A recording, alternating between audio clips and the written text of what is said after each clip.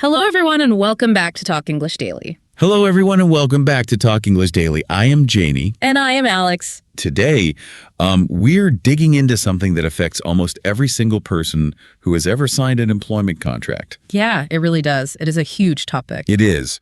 But before we get into the heavy stuff, I want you to picture a specific scenario. Okay, I'm ready. Set the scene for us. So, it is a Tuesday night. You have had a genuinely exhausting day at the office. Oh, right. We all know those days just completely draining. Exactly. You finally finished cooking, you wrapped up dinner, the kitchen is completely clean, and you are sitting on your living room couch. That sounds so nice. It is. And it is exactly 9:30 p.m. Oh, 9:30 on a Tuesday. That is sacred territory, right? That is prime winding down time. It really is. The television is on. Maybe you have a cup of herbal tea and you are finally starting to relax. Sounds like a perfect evening. But then your phone buzzes on the coffee table. Oh, no. I hate that sound. It is that specific vibration pattern or, that specific ringtone that you have assigned to your work messages. Just hearing you describe that makes my stomach drop. I mean, I know that exact feeling. It is like this glowing rectangle of anxiety just lighting up the dark room. Yeah, your heart rate ticks up just a little bit. Mm-hmm. You pick up the phone, and it is a direct message from your manager. What do they want at 9:30 at night? Well, they are asking you to prepare a completely new data report. And they need it for a sudden meeting happening the very next morning at 8 a.m. Wow. Okay. Historically, the standard script for an ambitious professional in that exact moment is, well, it is terrible. Right. What would you normally do? You sigh, you put your tea down, you open your laptop, and you just grind it out until midnight. Yeah, you send it off with a polite little message saying, here you go. Happy to help. Exactly. And then you show up the next day completely exhausted, but, acting like a team player. Right. But I know the research we are looking at today tells a very different story. It really does. In the scenario we pulled from our sources, this person did something completely different. They did. They picked up the phone. They read the request from their manager. They took a deep breath. And then what? They set the phone back down on the coffee table. And they just went to sleep. Oh, wow. I have to be completely honest here. If I am in that situation, I am probably doing the exact same thing. Really? Yeah, I would just go to sleep. It feels like a radical act of rest, but it also just feels like common sense. It really does. So they went to sleep, they woke up, they went to the office at their normal contracted start time, and they completed the report during their regular working hours. Which is what they are paid to do. Exactly. And the most shocking part of the whole story, they felt completely fine about it. Mm-hmm. No guilt, no panic. Just a boundary. They just drew a clear line in the sand.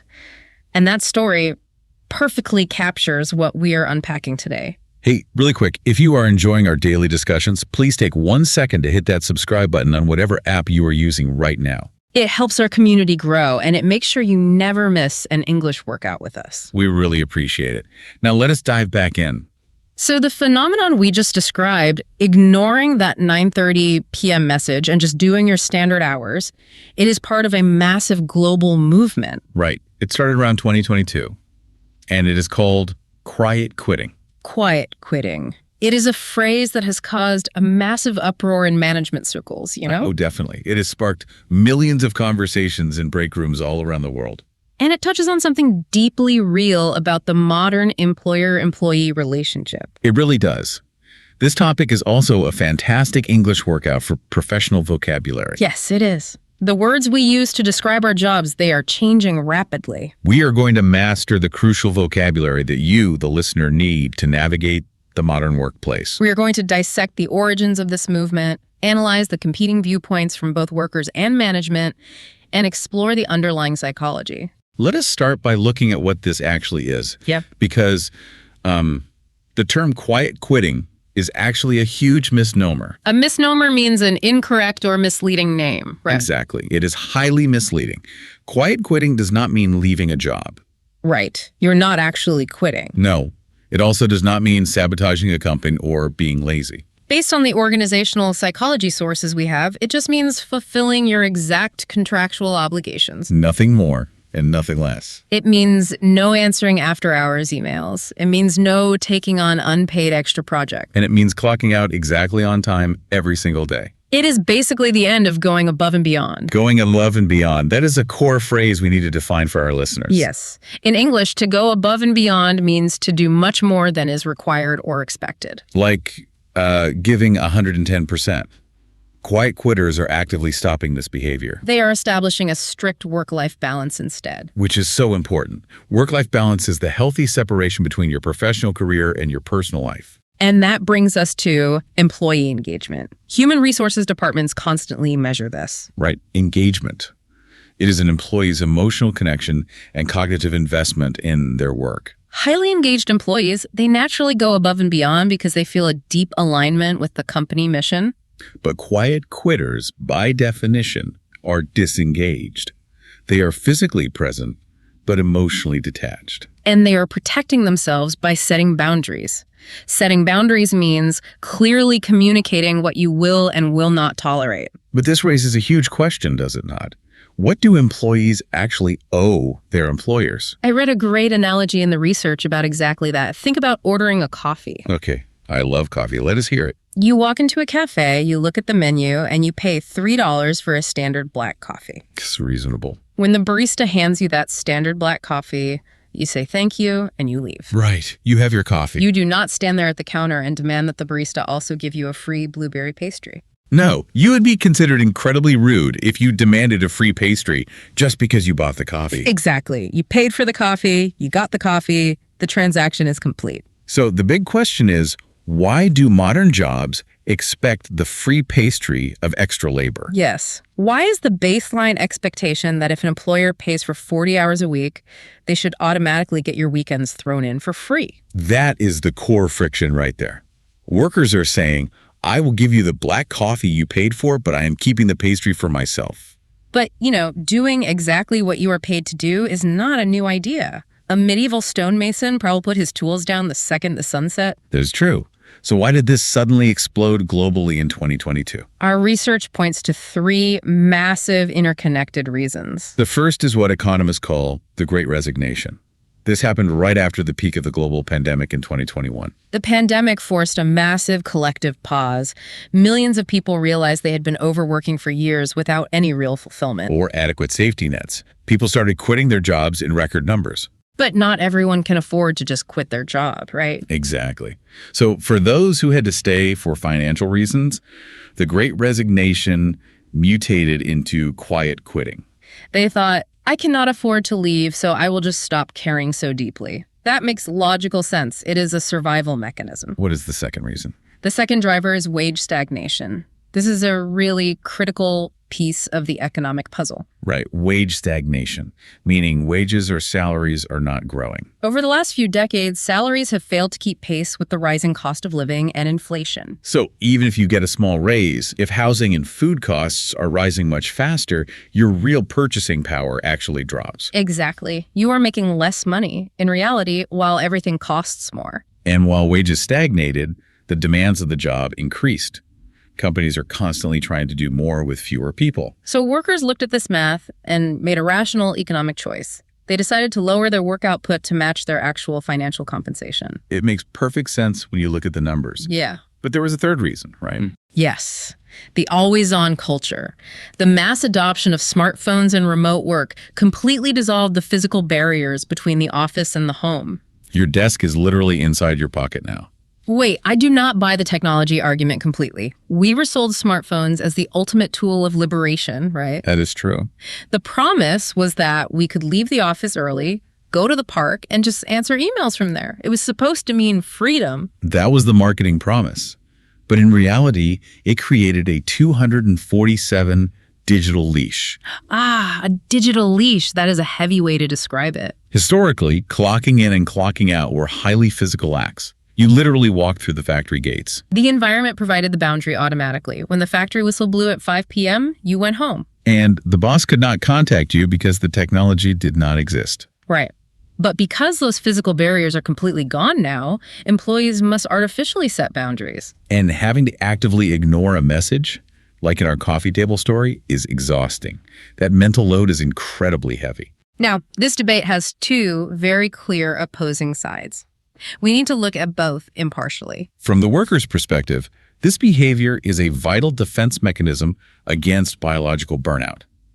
Pulling back is an act of self-preservation. It is totally reasonable to them. Fulfilling a contract is not laziness, it is protecting their health. But management sees it very differently. Oh, absolutely. From the employer perspective, quiet quitting is viewed as actively harmful to the company. It stunts individual careers too.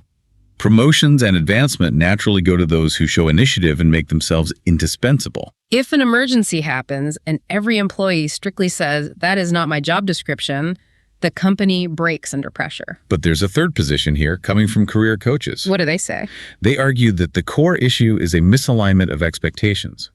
The solution is not free work, but creating environments where people actually want to give more. Because they feel valued. I was reading the organizational psychology notes, and it seems this all boils down to a concept called the psychological contract. The psychological contract.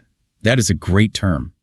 My understanding is that this is like the invisible, unwritten vibe of the workplace. It is deeper than a vibe, though. The psychological contract is the unspoken, mutual set of expectations between an employer and an employee. And it exists completely outside of the written employment document. Exactly. When employees feel this unwritten contract is broken, like they are giving more than they receive, quiet quitting is the direct result.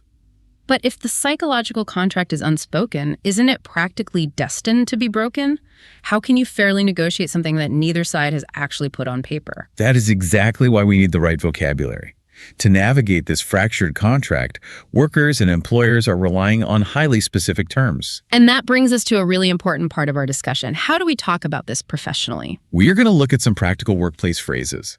These are common expressions used constantly in English business environments. This is so important for our learners. Our first phrase is set boundaries. Set boundaries. To set boundaries means to establish clear limits about what you will accept and what you will not accept. Right. A natural example sentence would be, after working 3 weekends in a row, Maria decided to set strict boundaries around her personal time. I love that example. It sounds very professional. Our next expression is go above and beyond. To go above and beyond means to do significantly more than what is expected of you in your job role. For example, the client was so happy because our team went above and beyond to deliver the project 2 days early. That is a classic management expectation. Moving on, our third phrase is a phrasal verb. It is check out. Check out. In a workplace context, to check out means to mentally or emotionally disengage from your job. Even if you are physically still sitting at your desk. Exactly. An example would be, David realized there was no opportunity for promotion, so he started to mentally check out during team meetings. We see that all the time. Our fourth expression is burnt out. Burnt out. This is an adjective describing a state of complete physical and emotional exhaustion. It is usually caused by prolonged stress. Example sentence. The nursing staff felt completely burnt out after working back-to-back 12-hour shifts. That is so common in healthcare. Our fifth phrase has a really interesting historical background. The phrase is work to rule. Work to rule. This is a form of protest, right? Yes. It is where employees follow every single safety regulation and job requirement to the exact letter, which purposefully slows down production. Like a 1970s factory strike. An example sentence is, the train drivers did not go on strike. Instead, they decided to work to rule, which caused massive delays across the city. It really proves that systems only function quickly because people normally take shortcuts. It sure does. Our final phrase pair for this section is clocking in and clocking out. This refers to recording the exact time you start work and the exact time you finish work. For example, my manager is very strict. She checks the system to make sure everyone is clocking in at exactly 9 in the morning. Those phrases are incredibly useful. And hey, before you move to our pocket words, I have a quick question for you all. Oh, yes. Let's hear it. Please make sure you are subscribed to Talk English Daily. And I want you to go to the comment section and tell us, have you ever quietly quit a job? Have you ever set a boundary like this? Let us know. I am really curious to read those comments. Now it is time for our favorite segment. Yes, it is time for our pocket words. These are the 5 critical vocabulary words you need to put in your pocket and take to work with you tomorrow. I will let you take the lead on these. What is our first pocket word? First word is boundary. I will spell that for you. B-O-U-N-D-A-R-Y. boundary. We talked about this concept earlier, but as a noun, a boundary is a line that marks the limits of an area. And in professional English, it is the limit of your responsibility. Exactly. Here's a full example sentence.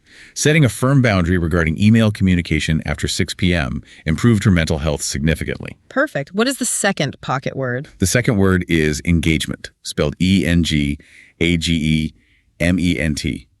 Engagement. In human resources, engagement is the level of enthusiasm and dedication a worker feels toward their job. Example sentence. The company surveyed all staff to measure employee engagement after the recent management changes. You hear that word constantly in corporate environments. What is number 3? Word number 3 is initiative. I'll spell it I-N-I-T-I-T-I-V-E. Initiative. Initiative is the ability to assess and initiate things independently. Right. It is solving a problem before your boss even asks you to. Example sentence. Sarah showed great initiative by organizing the digital files without being asked to do so. Management loves initiative.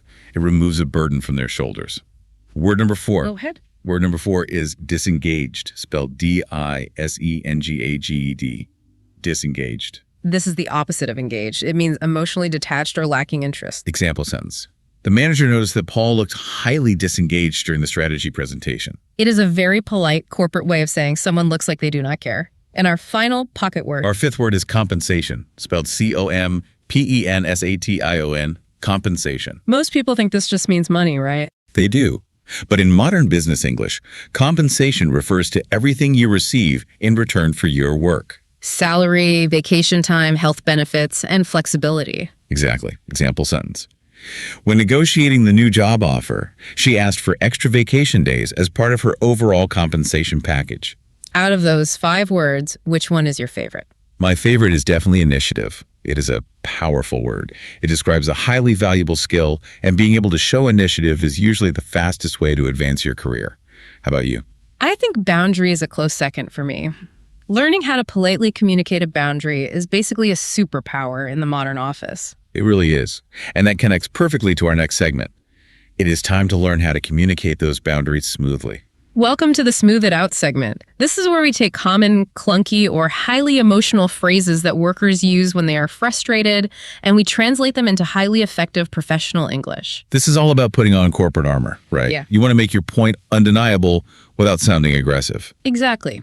Let us look at 4 corrections. Here is the first wrong version.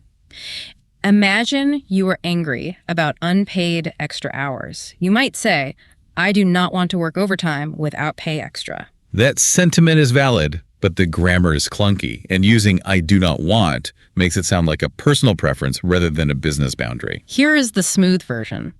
I am not willing to work overtime unless I receive additional compensation. I'm not willing to work overtime unless I receive additional compensation. I love that. It shifts the power back to you. It is a conditional statement. It forces management into a resource allocation mindset. Right. Here is the second wrong version. You are venting to human resources, and you complain. My boss calls me in my free time. The problem with free time is that it sounds like you are upset about being interrupted while watching a movie. It minimizes the professional violation. The smooth version is, my manager contacts me outside of working hours. My manager contacts me outside of working hours. That changes it from a personal annoyance into a clear contractual violation. You are reminding HR about the rules. It is so much stronger. The third wrong version comes from a place of deep exhaustion. An employee might cry and say, I give too much for my job. That is a raw cry for help, but it lacks precision. Giving too much is completely subjective. Management might just disagree with you. The smooth version translates your pain into a measurable state. You say, I have been overextending myself at work. I have been overextending myself at work. Using that agreed-upon corporate vernacular forces management to engage with the issue logically. Exactly. If a machine is overextended, it breaks. The final wrong version is when you are describing a colleague who is quiet quitting, you might say. He decided to do only his work description. Again, the grammar is slightly unnatural, and it can sound like you are accusing him of being lazy. The smooth version is, he decided to stick to his job description. He decided to stick to his job description. It sounds so much more grounded. It highlights that he is adhering to a mutually agreed-upon legal document. Knowing these phrases in theory is great, but using them in real life is stressful. Let us do a quick role play to see how this sounds in a real conversation. I am ready. I will play Sam, the employee who is feeling overwhelmed. and I will play Jordan, the demanding manager. Let us set the scene. It is 4:45 p.m. on a Friday. Jordan walks over to Sam's desk with a sudden request. Action. Hey, Sam, I know it is late on a Friday, but the client just requested a massive revision to the marketing pitch. Oh, really? Yeah, I need you to stay a few extra hours tonight and get this done for Monday morning. Hi, Jordan. I understand the client wants revisions. However, I have already been overextending myself this week, and I have personal commitments tonight. I will not be able to stay late. Look, I get it, but we really need someone to show some initiative here. This is a huge account. We all need to go above and beyond sometimes. I am fully dedicated to this account, and I'm happy to prioritize these revisions first thing on Monday morning when I clock in. But the client... But I need to set a firm boundary regarding weekend work. The client expects it by Monday at 9 a.m. If you do not do it tonight, when will it get done? If this requires weekend hours, we need to discuss additional compensation or a shift in next week's deadlines to accommodate the extra time. I am not willing to work overtime without adjusting my current schedule. Okay, I hear you. Leave it for now. We will tackle it as a team on Monday morning. Have a good weekend, Sam. And scene. Wow. That felt very tense, but incredibly realistic. Sam held their ground really well. I noticed you used several of our vocabulary words in that short exchange. Can you name the 5 expressions that appeared naturally in that scene? Yes, I made sure to use them. I used overextending myself, initiative, go above and beyond, clock in, and set a firm boundary. Oh, and I also used compensation. That is 6. You managed to advocate for yourself without sounding angry. You just stated the facts and offered a professional solution. That is the armor we were talking about. It takes practice to speak like that, especially when your heart is racing, but it completely changes the dynamic of the conversation. It really does. We have covered so much ground today, from the global origins of this movement to the psychological contract, and finally, to the very practical language of workplace boundaries. Before we sign off, let us quickly review our 5 pocket words so they stay fresh in your memory. Go for it. First, boundary, a limit marking your area of responsibility. Right. Second, engagement, your emotional investment in your work. Third, initiative, taking action without being asked. That is the big one. Fourth, disengaged, being emotionally detached from your tasks. And fifth, compensation, everything you receive in exchange for your labor. Thank you for reviewing those. And I want to leave our listeners with one final provocative thought to mull over. I am listening. If the unspoken psychological contract is truly broken, the natural evolution might be the rise of hyper-explicit contracts. Hyper-explicit, what does that mean? Imagine a future where your contract dictates exactly how many emails you must answer per day. Oh, wow. Or limits your phone's technological ability to even receive work messages after 6 p.m. That is a fascinating and slightly terrifying thought. Is the future of work less about mutual trust and more about highly rigid, legally binding micro-boundaries? Exactly. Something to ponder next time your phone lights up at 9:30 at night. Thank you all for joining us on this deep dive. Keep practicing your English. Keep setting healthy boundaries. And we will see you next time on Talk English Daily.